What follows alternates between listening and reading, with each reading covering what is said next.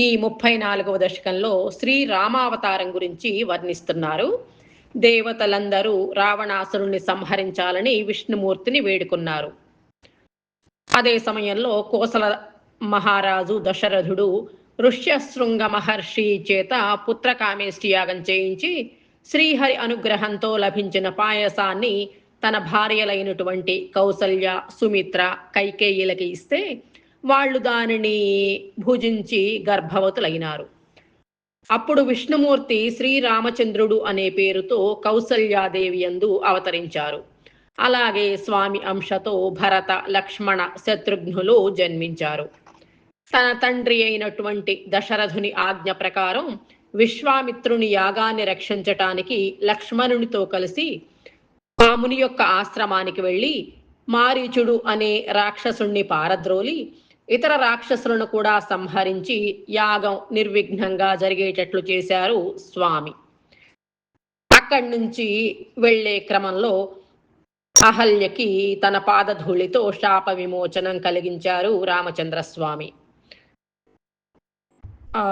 జనకుని మిథిలా నగరానికి ప్రవేశించి శివధనస్సును విరిచి సీతాదేవి రూపంలో ఉన్న లక్ష్మీదేవిని పరిణయమాడి తన సోదరులకు సీతాదేవి చెల్లెళ్లతో వివాహం జరిపించి అందరూ కలిసి అయోధ్య నగరానికి బయలుదేరతారు. శివుని ధనస్సు విరిచావనే కోపంతో పరశురాముడు రామచంద్రస్వామిని అడ్డగించగా అతనిని ఓడించి నీవు విష్ణుమూర్తివి అని అతను తెలుసుకునేలా చేసి అయోధ్యకు చేరుకుని చాలా కాలం సీతాదేవితో సుఖంగా ఉన్నారు.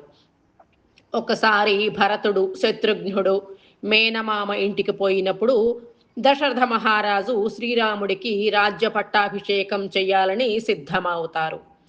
మందర చెప్పిన మాటలు విని కైకేయి రాముడి యొక్క పట్టాభిషేకానికి అడ్డుపడి భరతుణ్ణే రాజుగా చెయ్యాలి అని కోరి రాముణ్ణి అరణ్యాలకి పంపమని కోరుతుంది. తండ్రి ఆజ్ఞ ప్రకారం నారచీరలు ధరించి సీతా లక్ష్మణులతో కలిసి అడవికి బయలుదేరారు. దారిలో గుహుడు తన నౌక ద్వారా గంగా నదిని దాటించాడు రామచంద్రస్వామిని, సీతాదేవిని, లక్ష్మణుణ్ణి. భరద్వాజ మహర్షిని కలిసి ఆ ముని చెప్పినట్లు చిత్రకూట పర్వతంలో కొంతకాలం సుఖంగా ఉన్నారు. పుత్ర వియోగం వల్ల దశరథ మహారాజు మరణించినట్లు విని దుఃఖించి తండ్రికి తర్పణములు చేసి భరతునకు నీ పాదుకలు, రాజ్యభారం అప్పజెప్పారు స్వామి. తర్వాత అత్రి మహర్షి ఆశ్రమానికి చేరి అతనికి నమస్కరించి దండకావనంలో విరాధుడు అనే రాక్షసుణ్ణి చంపి శరభంగుడు అనే మహర్షికి మోక్షాన్ని ప్రసాదించారు శ్రీరాముల వారు. అక్కడ అగస్త్య మహర్షికి నమస్కరించి రాక్షసులందరినీ చంపేస్తానని ప్రతిజ్ఞ చేస్తారు. అగస్త్య మహర్షి స్వామికి వైష్ణవ ధనస్సును, బ్రహ్మాస్త్రాన్ని ఇస్తారు. తండ్రి స్నేహితుడైన జటాయువుని కలుస్తారు. దారిలో గోదావరి తీరంలో పంచవటిలో ప్రవేశించి సీతాదేవితో సుఖంగా ఉంటారు. ఒకరోజు రావణుని సోదరి అయినటువంటి శూర్పణఖ ఆ ప్రదేశంలో తిరుగుతూ రామచంద్రుని చూసి రామచంద్రుని అందానికి మోహించి తన్ను పెండ్లి చేసుకోమని కోరుతుంది. రాముడు తిరస్కరించి లక్ష్మణుని దగ్గరికి పంపుతాడు. లక్ష్మణుడు కోపంతో శూర్పణఖ ముక్కు చెవులు కోసేస్తాడు. అందుకు కోపించి ఖర, దూషణ, త్రిశిరస్సులనే రాక్షసులు వీళ్లపైకి దండెత్తి వచ్చేసరికి సైన్యంతో సహా అందరినీ చంపివేస్తారు రామచంద్రుడు, లక్ష్మణుడు. శూర్పణఖ రావణాసురునితో జరిగిన విషయమంతా చెప్పేసరికి రావణాసురుడు కోపంతో మారీచుణ్ణి సహాయంతో మారీచుణ్ణి మాయలేడిగా పంపి సీతాదేవి ఆ లేడి కావాలని కోరుకునేసరికి రాముడు ఆ లేడి కోసం వెళ్ళి తర్వాత లక్ష్మణుడు కూడా రాముడి కోసం వెళ్ళేలా చేసి ఆశ్రమంలో వీళ్ళు లేకుండా చేసి సీతాదేవిని అపహరిస్తాడు రావణాసురుడు. సీతాదేవిని అపహరించినందుకు రామచంద్రుడు చాలా బాధపడ్డాడు. కానీ రాక్షసులను చంపడానికి కారణం దొరికిందని లోపల స్వామి సంతోషించారు. తర్వాత సీతాదేవిని వెతికేటప్పుడు జటాయువు కనిపించి రావణాసురుడు సీతాదేవిని ఎత్తుకుపోయిన విషయం తెలిపి ప్రాణాలు విడుస్తాడు. జటాయువుకి రామచంద్రుల వారు అంతిమ సంస్కారాలు చేస్తారు. తర్వాత వీళ్ళని పట్టుకోవడానికి కబంధుడు అనే రాక్షసుడు వచ్చేసరికి అతనిని సంహరిస్తారు. పంపా తీరంలో శబరికి దర్శనమిస్తారు. సీతాదేవిని వెతికే క్రమంలో హనుమంతునితో స్నేహం సంభవిస్తుంది. అటువంటి వాతాలయేష నీవు నన్ను రక్షించు అని ఈ దశకంలో వేడుకుంటున్నారు.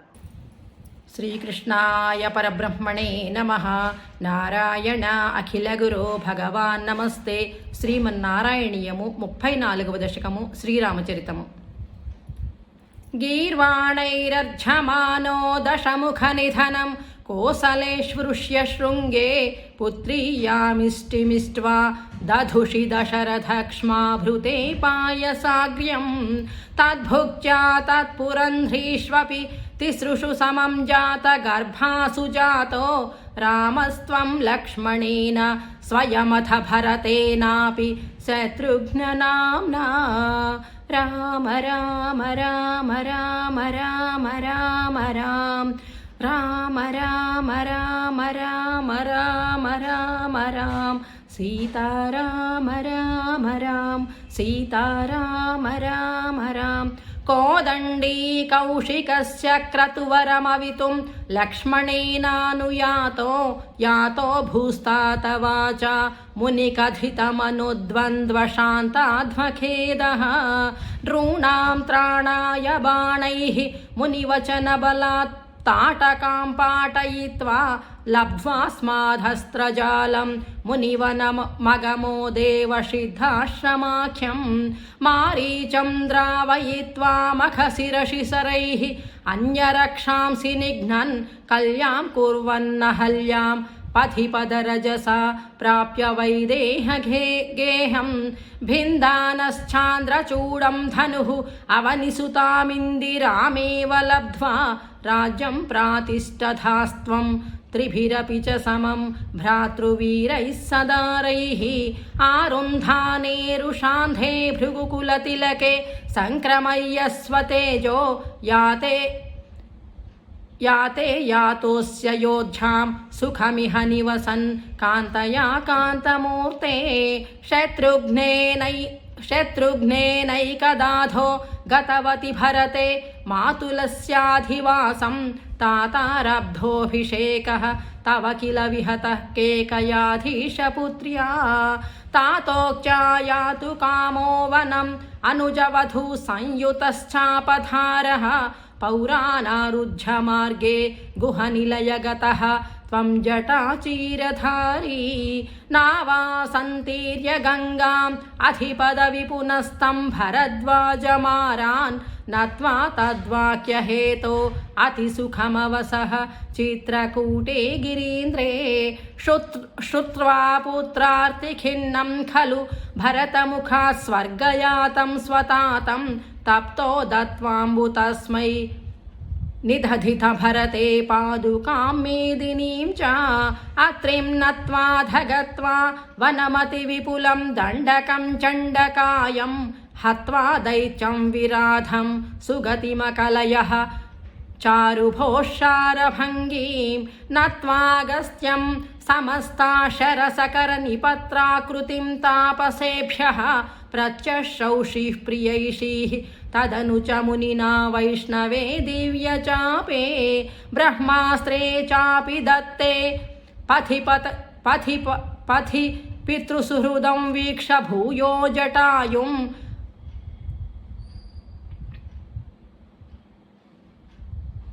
మోదాద్గోదా తటాంతే పరిరమసి పురా పంచవట్యాం వధూట్యా.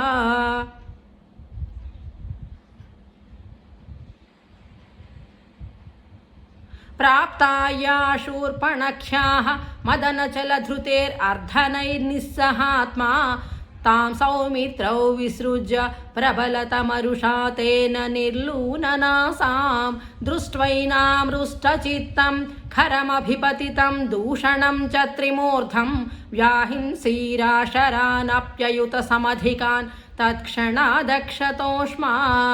సోదర్యా ప్రోక్తవార్తా వివశదశముఖాదిష్టమారీచమాయాసారంగం सारसाक्षात् स्पृहितमनुगतः प्रावधीर्बाणघातं तन्मायाक्रन्दनिर्यापितभवदनुजां रावणस्तामहार्षीत् तेनातोऽपि त्वमन्तः मुदमथाः तद्वथोपायलाभात्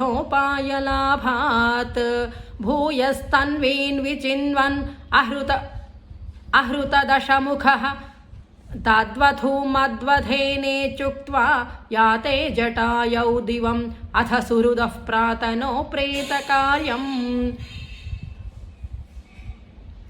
गृह्णानं तं कबन्धं जघनिध शबरीं प्रेक्ष पम्पातटे त्वं सम्प्राप्तो वातसूनुं भृशमुदितमनाः पाहि वातालयेषा नीतः सुग्रीवमैत्रीं तदनु हनुमता दुन्दुभेः कायमुच्छैः क्षिप्त्वाङ्गुष्ट्वेन भूयो लुलुविधयुगपत्पत्रिणा सप्तसालान् हत्वा सुग्रीवघातोज्जतमतुलबलं वालिनं व्याजवृत्या वर्षावेळामनैषीः विरहतरलितस्त्वं मतङ्गाश्रमान्ते। श्रीकृष्णाय परब्रह्मणे नमः। नारायण अखिलगुरो भगवान् नमस्ते।